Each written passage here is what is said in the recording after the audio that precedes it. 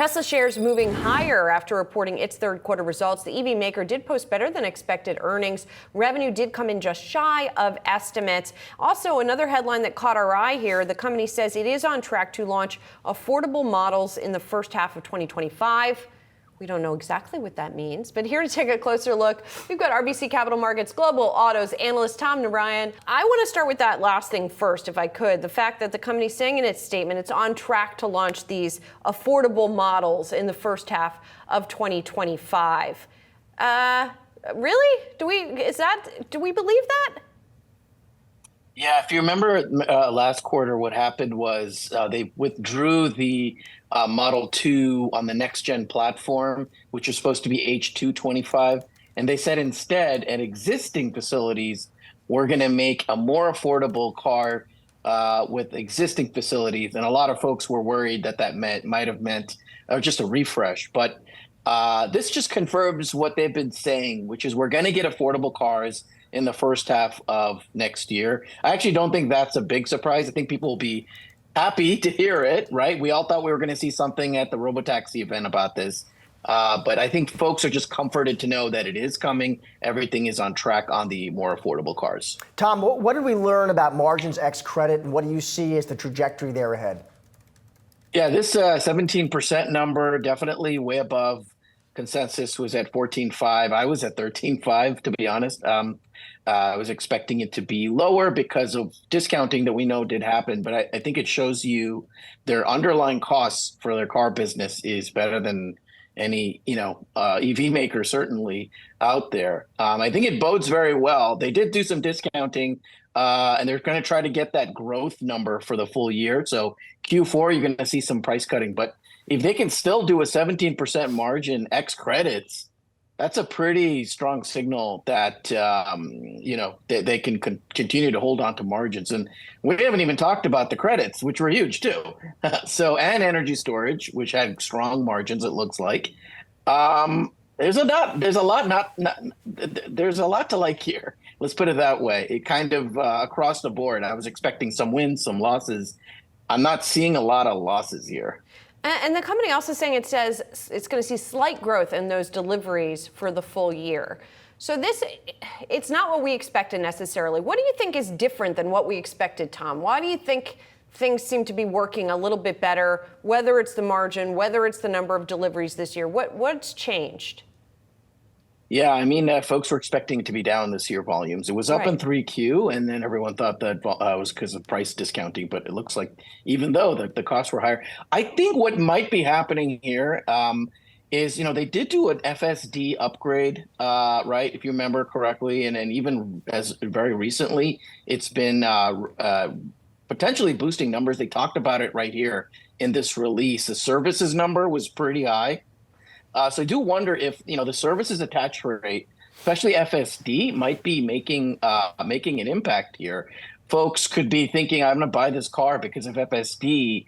That may be catalyzing demand and kind of, even though the models are maybe a little long in the tooth, right? FSD is something special here. That might be what's happening. We'll see what he says, what they say on the earnings call. It'll be interesting to hear what they think. Tom, what's really fascinating about what you just said about FSD, obviously FSD has been under investigation by the authorities, right? That it's been implicated potentially in several crashes. So if what you're saying is right, that doesn't seem to have dissuaded buyers, or at least not dissuaded enough buyers to change these numbers. I mean, I've talked to enough folks that say that, I'd rather buy this car, but I have to buy a Tesla because it has FSD. It drives me to work or whatever. I have enough people that say things like that. It's the most developed level 2+ product on the road. There's going to be incidences. Guess what has worse record of accidents? Humans, right? So, I mean, there's investigations, things go wrong, but they have a ton of data that they show. Tesla does using traffic data that's readily available, that FSD is far safer than human drivers by a multiple of, I think, 5. So folks are maybe a little worried here and there. It's the same thing when we all took elevators and worried about elevators decades ago, but now we take them for granted, or airplanes for that matter. So that could be something that's catalyzing demand. They talk about it in this release. And I think the attach rate might finally be increasing here. That what could happen is they drop the price finally on this FSD. Wow, that could be a game changer. Tom, you mentioned the conference call. It does start shortly, 5:30 Eastern. Let's say you had the chance, Tom, to ask Musk a question or two. What would be top of mind off this print and looking ahead? Yeah, I want to know how they were able to get 17.1% gross margin ex credit with discounting. What exactly happened there in the cost structure? What do they think happened? Because if just last quarter they didn't post anything close to this. What do I really want to Tom, understand. What do you think happened? What do you think were the puts and takes, the levers they pulled? It's clearly innovation happening there, right? Within, the battery costs have come down. That could be a factor here. It could be a multitude of things. They talk about, improving cost structure. They've been talking about that for years. Perhaps we've finally seen it, this quarter. So my sense is we'll get some commentary on how they've improved costs. The other thing to note is service revenues do come at very high margins, right?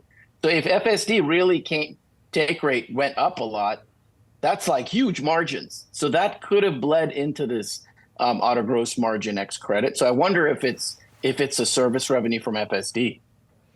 And finally, Tom, does this, to reports like this, give them more leeway, give them more runway, have investors be more patient with all of the delays and, remote controlled robots at their event, et cetera?